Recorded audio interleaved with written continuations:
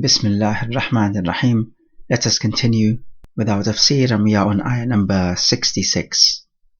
قال الله تعالى: ولو أنا كتبنا عليهم أن اقتلوا أنفسكم أو اخرجوا من دياركم ما فعلوه إلا قليل منهم ولو أنهم فعلوا ما يوعظون به لكان خيرا لهم وأشد تثبيتا. In this ayah, Allah Jalla wa Ala gives a hypothetical which we call muqaddarul wuqu'. It happens hypothetically as opposed to muhaqqaq al-wuqu', which is something which happens in reality. He says, if we katabna alayhim, which here means ordained upon them or made obligatory upon them. The harf law is often used for things which are impossible to happen or very unlikely to happen. So if we ordained upon them to kill yourselves, the people being ordained, either it is said are the munafiqeen or it means the whole of mankind. As for killing yourselves, it means that the innocent ones kill the guilty ones, just as what happened with Banu Israel when they worshipped the golden calf. Obviously that was a severe punishment. Or to leave your homes, again just like what was ordained with the Banu Israel. It's reported that Thabit ibn Qais ibn Shammas said that Allah knows that I am truthful, and if the Prophet ordered me to kill myself, I would do it. And the Prophet replied to this statement, by the one who has my soul in his hand, there are men from my ummah whose iman is more firm than firmly planted mountains. So based on this narration, if it is authentic, the ayah would also include killing your own selves. And this is probably going to be in a situation where you have committed a major sin or shirk, and its expiation is to kill yourself. Of course, that's a severe expiation. Nothing like this exists in our Sharia. Walillahi alhamd. But it could have, in that it is possible, but for the mercy of Allah. And then he says, only a few would have done it. And this means that most of mankind are too attached to this world to severely inconvenience themselves. And if we say that this ayah refers to the munafiqeen, then it is to be understood that only a few would have done it out of showing off. So that would be to say that the munafiq who is apparently innocent kills another munafiq who is apparently guilty of shirk or some other major sin for which execution is ordained. And then Allah says, if they had done what they had been ordered to do, yu'adhuna bihi, meaning admonished. Wa'adh is all about targhib and tarhib, to make people desirous of righteous actions and make them fearful of evil actions. So if they had done what they were admonished, it would have been better for them, meaning better for them in this world and in the hereafter. And the reason why oftentimes the wa'adh, admonition, comes under the awamir, orders, is because the orders and prohibitions of Allah, which are not normally called wa'adh, but these orders and prohibitions are accompanied by glad tidings of reward or threats of punishment. And like we said, wa'adh is all about giving glad tidings and giving threats of punishment. And it would have been ashadda tathbeetan, ashad meaning more severe or stronger, for the tathbeet, to make them firm on their iman and on their deen. From thabbata yuthabbitu, tathbeetan, to make something firm. Tathbeetan is mansub al-fatha because it is a tamyiz. It tells you how they would have been stronger. This tamyiz often comes after the ism tafdeel. Now the word nafs can have a few meanings. It can mean yourself, it can mean the soul or the ruh, and it can also mean blood in certain contexts. Here it means yourself. So reflecting on this ayah, we may take that it is only and only from the mercy of Allah Jalla wa Ala that He has lightened the load for us. He could have made this deen so much more difficult, such that the innocent people have to execute the guilty people, or that we have to leave our homes and places we love so much to move to another place. Life could have been so much more difficult. And therefore, we take from this that we owe a great debt of gratitude to Allah Jalla wa Ala for lightening the load for us, as He did not lighten this load for Bani Israel. We also take from this that Allah Jalla wa Ala has propositional knowledge. So on the proposition that Allah orders people to execute each other, only a few would have done it. So He knows what would happen for any given proposition, even if the proposition itself does not materialize.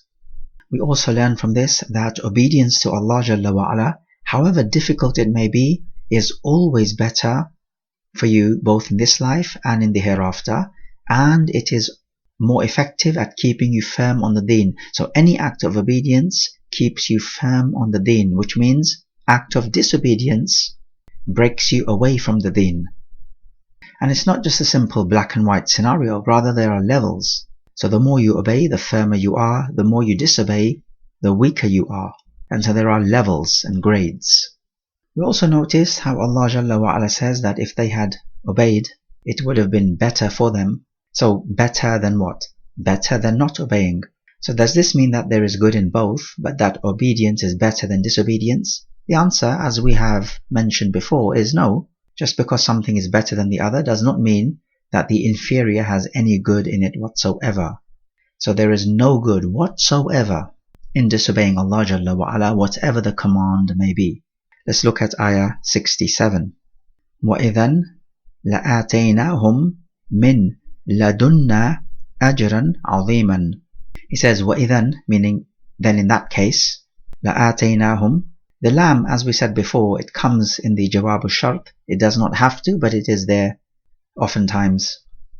آتَيْنَاهُمْ, we would have given them, min ladunna, from ourselves. So ladun means from. So ladunna, from us. The ism ladun is mabniyun ala sukun. So it does not take the dhamma or the fatha or the kasra. It is always maskoon. Ajran aziman, a great reward. Ayah 68. وَلَهَدَيْنَاهُمْ صِرَاطًا مُسْتَقِيمًا. And we would have guided them, siratan, straight path. Mustaqiman means straight. So like we said before in Surah Al-Fatiha, sirat is a straight, wide open path. And mustaqiman then, this adjective is simply for emphasis.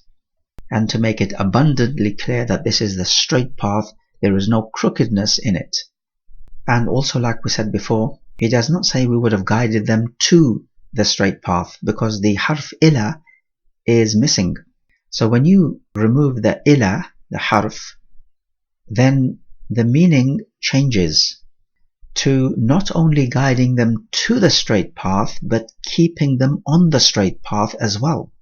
So it is hidayat of irshad, showing them where the straight path is, but also hidayat of tawfiq, which is putting them on the straight path and making them practice the straight path. Of course, the straight path being practicing the Quran and the Sunnah.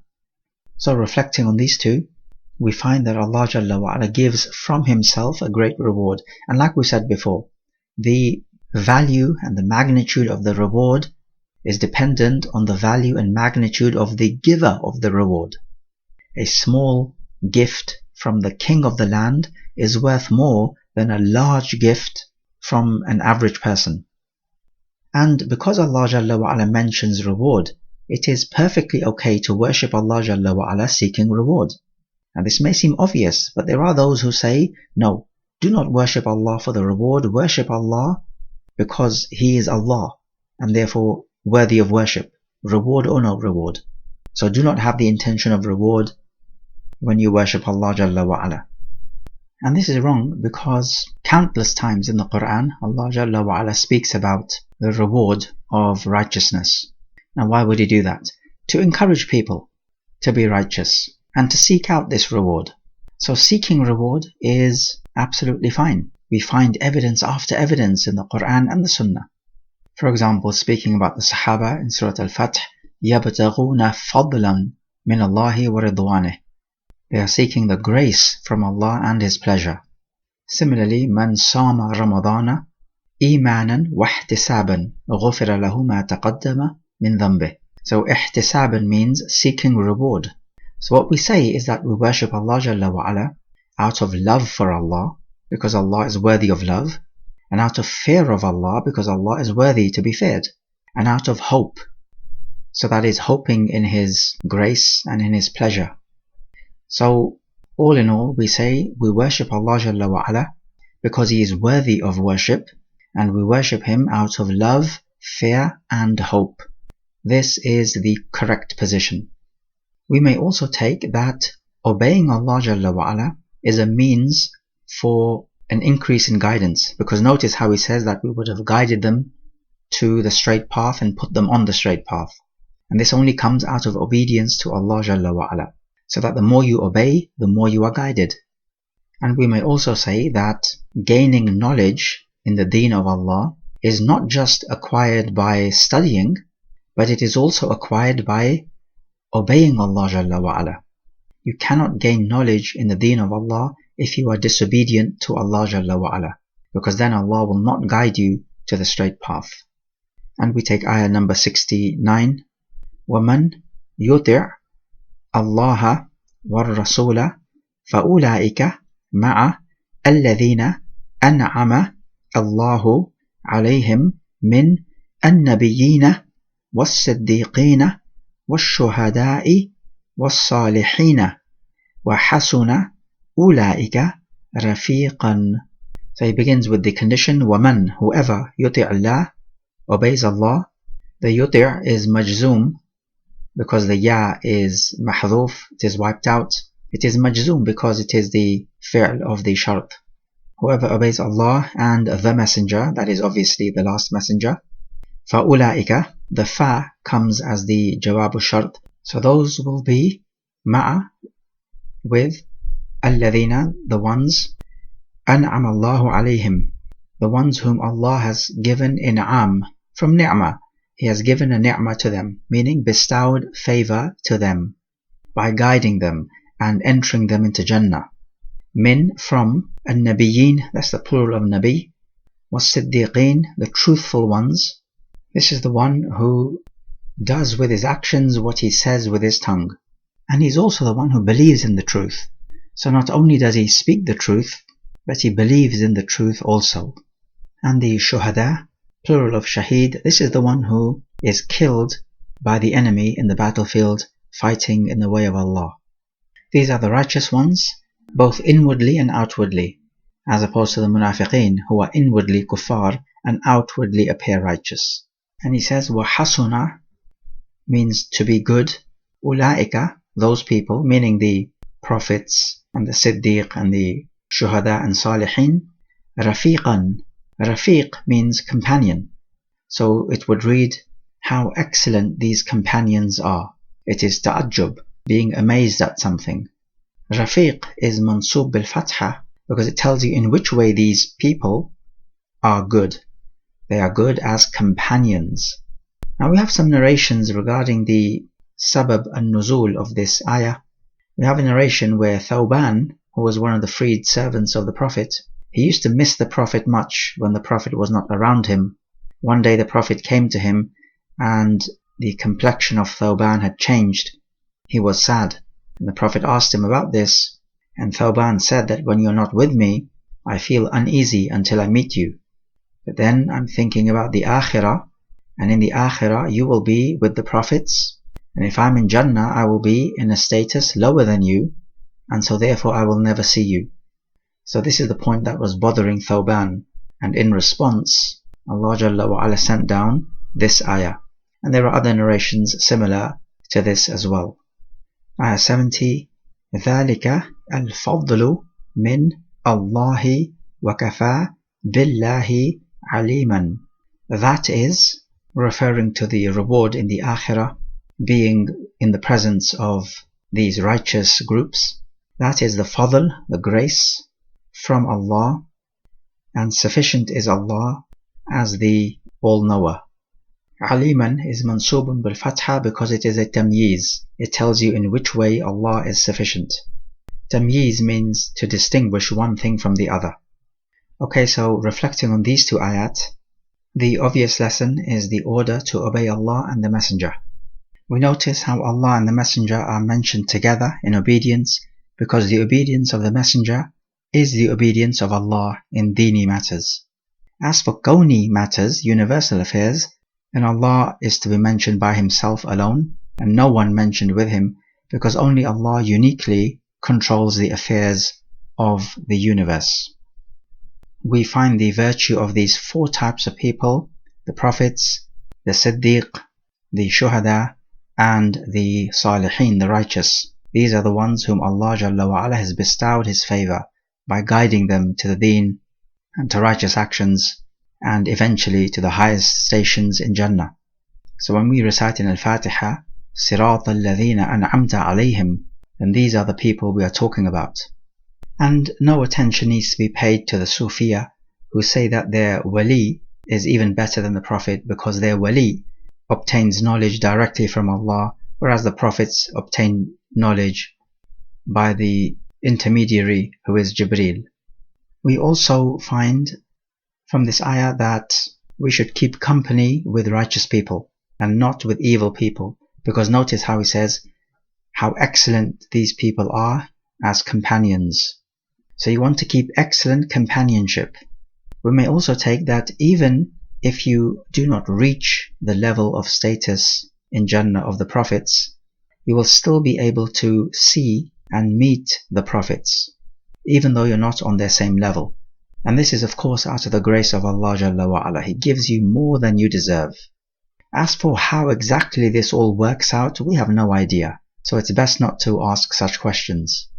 We also take from the following ayah that being in Jannah and being able to meet these righteous people who are superior to you is from the grace of Allah. He gives you more than you deserve. It is not from your own actions. If it were down to your own actions, then you would not even make it into Jannah in the first place. We also learn finally that Allah Jalla wa Ala has full knowledge over all matters, and in the context of these ayat, He has full knowledge of those who deserve guidance and those who deserve misguidance. هذا والله أعلم.